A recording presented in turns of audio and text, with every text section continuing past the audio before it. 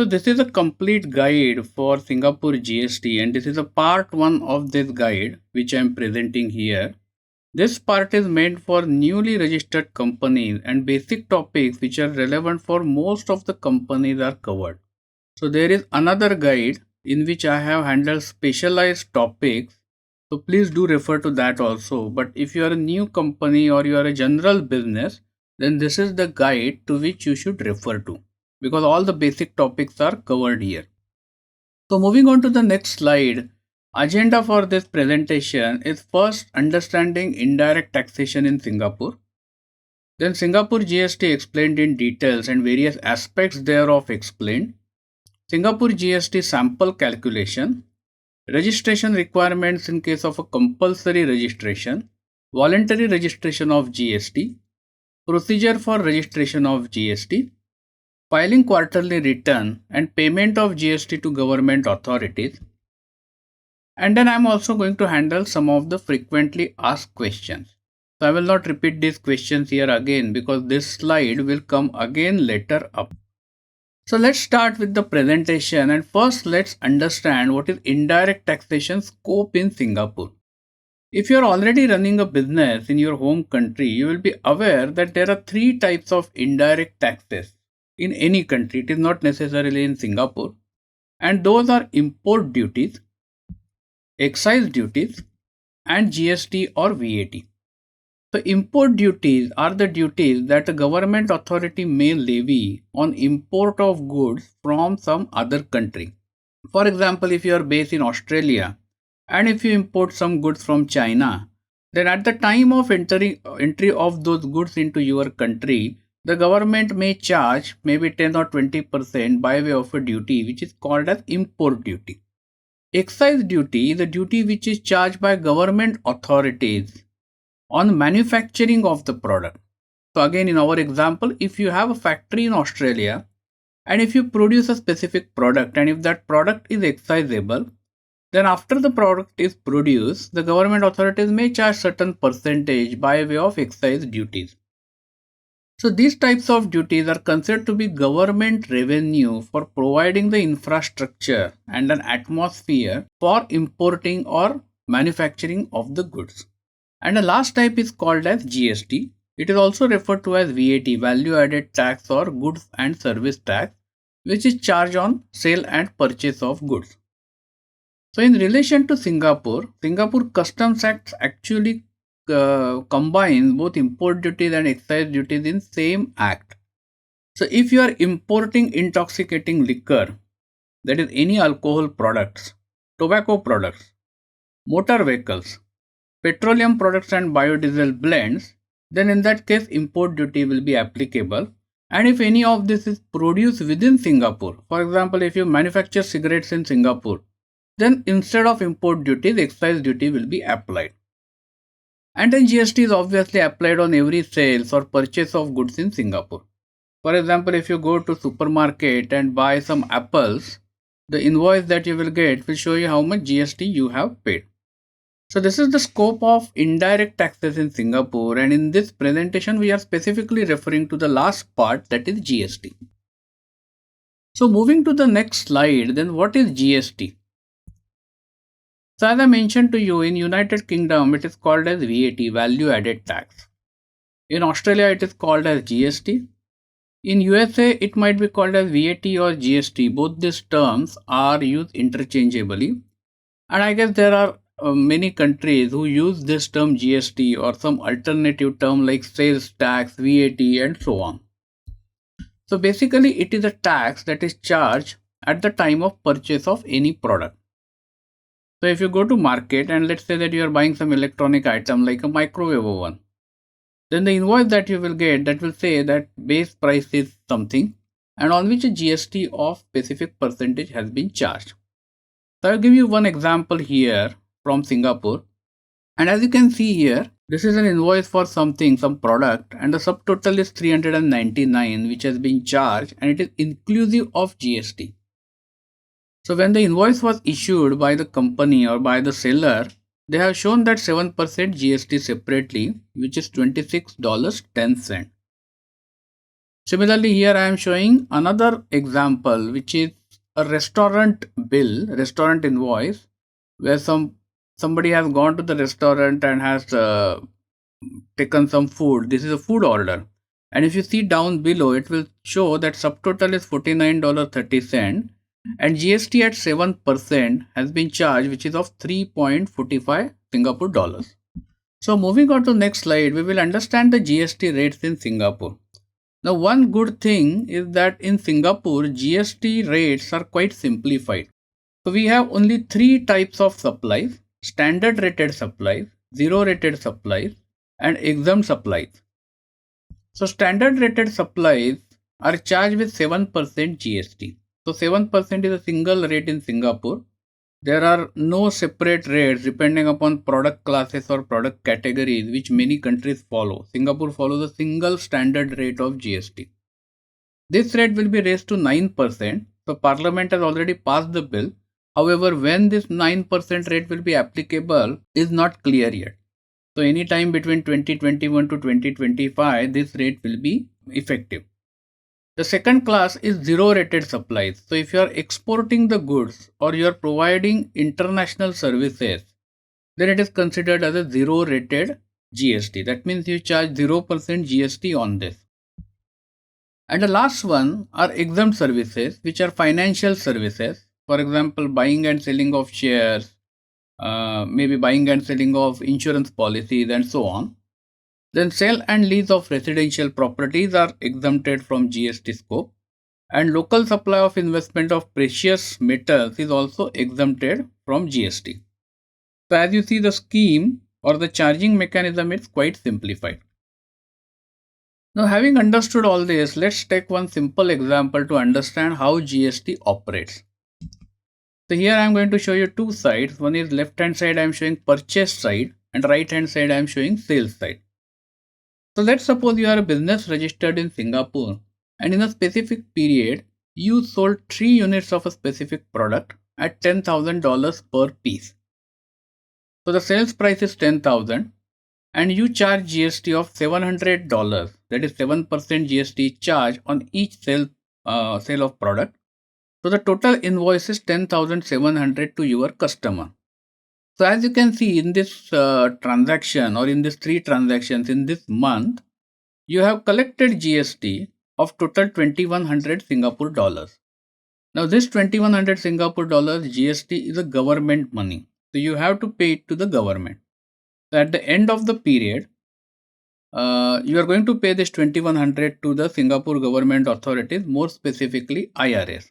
So during the month, you bought these three products from a local wholesaler at 5,000 Singapore dollars each and paid 350 Singapore dollars by way of GST on each transaction.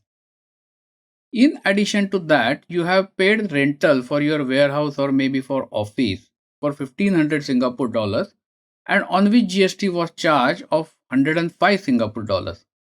Then you paid electricity for your warehouse, and maybe you also needed internet at your warehouse, that also you have paid, in which $77 of GST was charged. So total GST charge on the input side is 1,169 Singapore dollars. So at the end of the period, when you report and make the payment of GST, you need to pay to IRS total of 2,100 minus 1,169, the amount that you have paid on purchase side or the amount that you have paid on input side. So the net amount payable to the government authorities in this case will be 931 Singapore dollars. So based on this example, three key observations on Singapore GST are: GST scheme in Singapore is quite simplified. There is only one rate on input side as well as output side. The second important point is full set off of input side GST is available. So whatever you paid on input side, you can claim by way of set off. Why I am highlighting this point is because I know there are some countries where some part of input side GST cannot be claimed back. And the last point is set off is available also on other business related expenses. So it is not only on the purchase item which are sold, but other expenses like rental, electricity and internet, that GST also can be claimed back because it is considered to be necessary for performing the business. Now, moving on to the next slide, then, who is responsible or who is liable to register for GST? So, we are now talking of compulsory registration. So, there are two types when it comes to registration of GST. You are either compulsorily required or you may decide to voluntarily register for GST. So what Singapore government has done, they have taken an approach where small companies with less than $1 million turnover in Singapore are not required to register for GST. And accordingly, the compulsory registration liability arises if your sales is more than Singapore dollar 1 million in the past 12 months. This is known as retrospective basis, or you expect turnover of your business to exceed Singapore dollar 1 million in the coming 12 months, which is called as a prospective basis.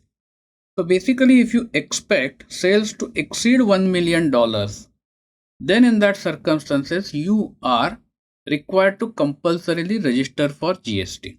One key point to note here, this sales is of taxable supplies. So let's suppose that you are primarily working on import-export company where your products are bought in China and then are directly shipped to some other third country, let's say Australia, and the goods don't enter in Singapore, then all this is exempt. And in that case, even if that sale exceeds $1 million, you will not have any responsibility to register for GST. So when we refer to this sale is taxable supplies. That means the supply is in Singapore, and that also means the supply is going to attract 7% GST if the company is registered for GST. And two more points to note here. Small businesses below 1 million Singapore dollar turnover need not register for GST, which I already mentioned. But that also means that they cannot charge GST to end customer. So your invoice will be without GST in that case. And another impact of this regulation then is many newly registered companies do not come under the scope of GST immediately, because you are not likely to exceed this turnover unless you are a large corporate. You will not normally come into the scope of GST the first year of operations at least. So now moving on to the next slide, it is about voluntary registration. Now let's suppose that you are not required compulsorily to register for GST because your taxable supplies in Singapore may not likely to cross 1 million. But there can be circumstances where you may still want to register for GST, and here I will explain you one example. So again, I am going to show you purchase side and sales side.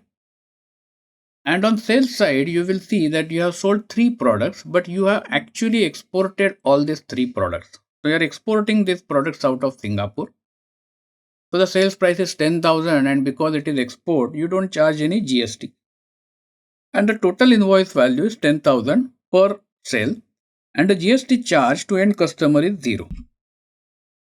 Now on the purchase side or on the input side, the situation is still same. You have bought this product from a local wholesaler and paid $350 GST per purchase into 3 units. And additionally, you have paid GST on rental, electricity and internet. Now, if you are not registered for GST, you have paid GST on input side, which is this 1169 Singapore dollars. But on sales, you have not charged any GST. Therefore, you are not collecting any GST. And because you are not registered for GST in this case, this $1169 will become your cost. So you will have to bear this out of your own pocket. Now, if you want to avoid this, then you can do voluntary registration on the grounds that you are primarily exporter and you will want to claim back this GST, which is paid on the input side. And if you are registered in this case, then obviously you can file the return and this $1169 will be refunded back to you by government authorities at the end of the reporting period. So this is basic concept of voluntary registration. So people primarily will do voluntary registration when they want to claim back the input side GST or where the input side GST is more than output side GST. So in case of voluntary registration, you also need to keep it in mind few more points. that if you register voluntarily, then you must continue to be registered for 2 years. So you cannot register and then cancel in next few months. And there can be additional conditions by IRS for voluntary registration. For example, I have seen in many cases IRS asks for $20,000 bank guarantee to be provided for voluntary registration. This is to ensure that people do not recklessly apply for voluntary registration, because what happens sometimes, some very small businesses, just to get input tax back on very small items like internet bill and electricity bill, they will proceed to register for voluntary registration. But that's not what the purpose of voluntary registration is. So government authorities at times will put requirement that you provide a bank guarantee of 20,000 Singapore dollars or some other amount, and that actually deters people and forces them to think whether they really want to go for voluntary registration. So moving on to next slide, then here we will have a look at registration procedure. Now this is quite straightforward. So form F1 and F3 needs to be filled and it needs to be submitted to IRS. There are some supporting documents and some declarations to be made. So this form F1 is quite extensive. It is, I think, 4 or 5 pages with a lot of declarations. Once submitted, there is a 3 weeks of processing time and you will get confirmation of GST number, reporting period, etc. after this 3 weeks. So IRS will send you a letter in which it will confirm that your GST number has been registered. It will also mention the effective date and it will also mention the reporting period. That is the quarter for which you need to file the return. So one thing to note, once you are registered for GST, you have to do filing for GST related things on a quarterly basis. Meaning, if suppose that the quarter is from January to March, then after March month end, in the first 15 days of April, you will have to compile all the sales and purchase side GST details and file this information with government authorities. Now coming to filing and payment, as I have mentioned, quarterly submission is to be done using form F5. You also need to make a gyro arrangement which is compulsory with IRS. So gyro stands for Interbank Automatic Deduction Mechanism in Singapore. What that means is you will authorize IRS to directly deduct the GST amount from your bank account once the form F5 has been submitted. So as I said, if January to March is the reporting period, then in the first 15 days of April, you will have to fill this form F5. Once you file it, within next 1 or 2 days, IRS will automatically deduct the amount of net GST to be paid to government from your account. If the GST is due, it will be deposited into your account. For example, in those cases where input side GST is more than output side GST. So generally use of a Singapore specific accounting software is recommended so that all these outputs can be generated very easily. There are a lot of options available nowadays like Xero, QuickBooks and Intuit. So you can take any of this software. Now there are few things as a GST registered business which you must follow once registered. And the first thing is that you will have to print your GST number on every invoice. This is mandatory. You will have to show GST separately on every invoice, even if it is absorbed by you. What that means is, in majority of the cases, you will show the basic amount and additionally you will charge 7% GST. But in some cases, you will quote the price to be inclusive of GST and you will calculate the GST amount by a reverse way. So even if you are quoting amount or even if your invoice amount is total of GST, inclusive GST, you will have to show it separately so that that person who gets the invoice can claim it with in his GST return necessary refund. You are obliged to issue invoice to the customer, and if the invoice is not issued, then after the payment you should issue a receipt along with GST details. And the last point is you should keep record of all sales and purchase invoices for reconciliation purpose. So if government authorities come back to you asking for a specific invoice details, you should be able to produce that. So now we are almost on the last slide and here I am going to handle some of the frequently asked questions And the first question is, if my company operates trading business out of Singapore, meaning the goods are not entering into Singapore, the goods are possibly procured from China and going to some other country, and it exceeds 1 million Singapore dollar turnover, do we need to register for GST? I think I've already answered that in this case you don't really require to register for GST, because GST liability comes when you are likely to cross, or you cross $1 million Singapore turnover in Singapore of taxable goods. The second question is, we are due for registration. Can we start collecting GST even if we are yet to register? Obviously the answer is no. Government will issue you a letter telling on from which date your GST registration will be effective, and only from that date you can start collecting GST.